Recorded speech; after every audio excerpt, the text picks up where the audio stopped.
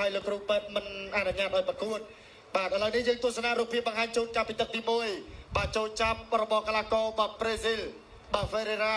ហើយក៏បាទលុកដរិចឆ្វេងមួយបាទចូលផ្ទៃមុខបាទពិសិដ្ឋក៏ព្យាយាមបាទសងទៅវិញដូចគ្នាបាទលុកស្ដាំទៅមកចូលចាប់មកបាទកណ្ដាប់ដៃស្ដាំបាទពិសិដ្ឋដែលជាអ្នកបាទជំនាញទាត់ប៉ុន្តែមកលេងបោះឆាយរៀងអាចតែបបាក់បន្តិចបាទត្រូវនឹងគាត់ថាគាត់មកចំនួនភ្លាមផងបាទតែចំណាយបាទតសើទឹកចិត្តបាទពិសិដ្ឋ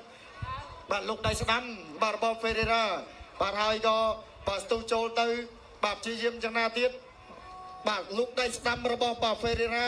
ហើយក៏បាទនេះចុងទឹកទី1ឲ្យបែបមិញបាទកីឡាគឺប្រកួតដើម្បីដកស្រង់បច្ចេកទេសបាទកីឡាគឺជាទូតសុចន្ទៈនៃមិត្តភាពនិងសាមគ្គីភាពកីឡារស់ក្នុងសន្តិភាពបាទទឹកទី1ក៏បានបង្ហាញជូនបាទហើយមិនភ្លេចទេក៏អរគុណទៅដល់ភេសជ្ជៈបើកម្លាំងគ្រប់អាយនៅក្រឹតកូឡាបាទគឺឧបត្ថម្ភបាទជូនទៅដល់កីឡាករទាំងពីរប្រដាក្រឹតគុនខ្មែរគូទី7គឺជាគូអន្តរជាតិមិត្តភាពកម្ពុជាប្រេស៊ីលលក្ខណៈរំអមឆៅទឹកទី1 round 1ទស្សនាទឹកទី1ការប្រកួតរំអមឆៅបង្គោលក្រហមសោមពិសិដ្ឋបង្គោលខៀវ Nunes Ferreira ឆ្វេងពី Ferreira បង្គោលខៀវទាត់ឆ្វេងរបស់ពិសិដ្ឋបង្គោលក្រហមកែងរបស់ Ferreira ចាប់គ្រាចាក់ជង្គង់ពី Ferreira ចាក់ជង្គង់មួយទៀតរបស់ Ferreira បង្គោលខៀវបាទញាក់ហើយក៏ជាមួយសិនអត់តាន់បញ្ចេញទាត់ក្រៅពីសោមពិសិដ្ឋទាត់ឆ្វេងរបស់ Nunes Ferreira ញាក់ឆ្វេងមួយទៀតញាក់មួយពីរលោកកណ្ដាប់ដៃស្ដាំបាទរបស់ Ferreira បង្គោលខៀវមួយដៃឆ្វេងមកវិញពីសោមពិសិដ្ឋទាត់ឆ្វេងពិសិដ្ឋពុះកែងរបស់ Ferreira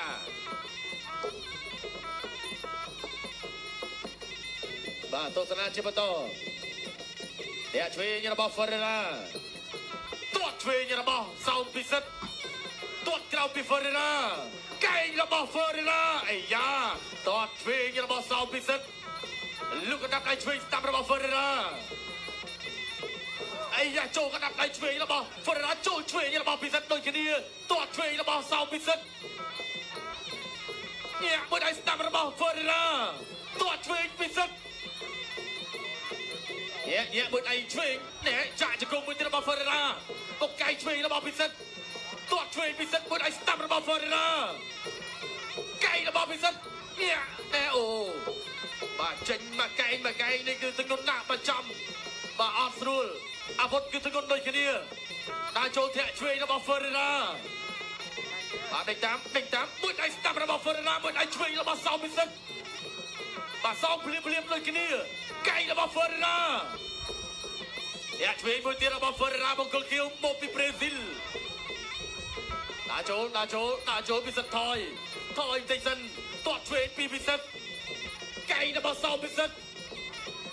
Ferreira ដើរចូលធាក់ឆ្វេង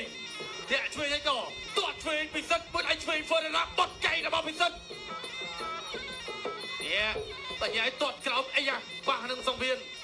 បាទអត់អីមួយដៃឆ្វេងរបស់សោមពិសិដ្ឋធាក់ឆ្វេងទៅវិញរបស់ Ferreira ទាត់ឆ្វេងពិសិដ្ឋមួយដៃស្ដាំរបស់ Ferreira ធាក់ឆ្វេងមួយទៀតទិញតាមមួយដៃស្ដាំរបស់ Ferreira បង្គោលខៀវដើរចូលធាក់ឆ្វេងរបស់ Ferreira បង្គោលខៀវមួយដៃស្ដាំមកវិញរបស់សោមពិសិដ្ឋមួយដៃស្ដាំពិសិដ្ឋមួយដៃឆ្វេងពិសិដ្ឋទាត់ឆ្វេងពិសិដ្ឋបាទទាត់ស្ដាំរបស់ Ferreira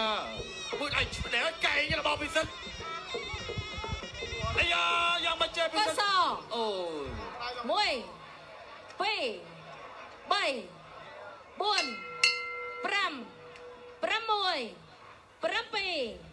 7 8ចាប់ទឹកទី1ចាប់ទឹកទី1ហើយលោកគ្រូពេទ្យមិនអនុញ្ញាតឲ្យប្រកួតបាទឥឡូវនេះយើងទស្សនារូបភាពបង្ហាញជូនចាប់ពីទឹកទី1បាទចូលចាប់របស់កីឡាករបាទប្រេស៊ីលបាទ Ferreira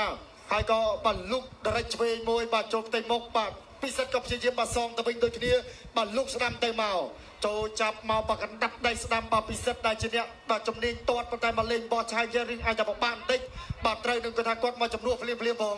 បាទតែចំណាយបាទតសើទឹកចិត្តបាទពិសិដ្ឋបាទលោកដៃស្ដាំបាទរបស់ Ferreira បាទហើយក៏បាទស្ទុះចូលទៅបាទព្យាយាមយ៉ាងណាទៀត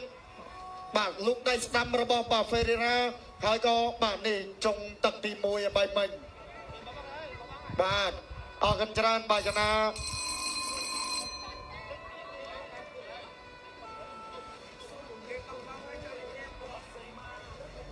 អូបាទឥឡូវនេះបាទដូចជាបានបង្ហាញជាសញ្ញាបាទពីបាទខាងបង្គោលក្រហមបាទគឺដោយសារតែគាត់មិនអាចបាទបន្តការប្រកួតបានទៀតទេបាទដោយសារតែការសម្រុកបាទរបស់កីឡាករ Ferreira ហើយយ៉ាងណាដូចបានជម្រាបជូនអញ្ចឹងបាទជម្រាបជូនប្រិយមិត្តម្ដងទៀតដោយសារតែបាទពិសិដ្ឋបាទគាត់មកជំនួសកីឡាករកឹមវិស្នាភ្លាមបាទយ៉ាងណាទោះបីជាពិសិដ្ឋបាទបរាជ័យនៅក្នុងទឹកទី1ក៏តសើបាទសម្រាប់បាទទឹកចិត្តរបស់ពិសិដ្ឋដែលចូលខ្លួនមកប្រកួតជំនួសហើយគីឡូ69នេះបាទមែនតើទៅបាទធនធានកីឡាករគុនខ្មែររបស់យើងក៏មិនមានច្រើនប្រមាណដែលអាចថាមកចំនួនបានភ្លាមដែរបាទអរគុណច្រើនបាទអញ្ចឹងយើងឃើញថាគូមិត្តភាពអន្តរជាតិទី1យើងបានបង្ហាញផលិតផលហើយយើងនឹងត្រៀមបន្តទស្សនាការប្រកួតគឺយើងនៅសល់គូអន្តរជាតិ2គូជាប់គ្នាជាបន្តទៀតបាទអរគុណច្រើនប្រិយមិត្តទស្សនិកជនបាទសូមស្ដាប់ជាមួយនឹងការប្រកាសលទ្ធផលជាផ្លូវការបាទ ចា៎ខ្ញុំសូមអរគុណ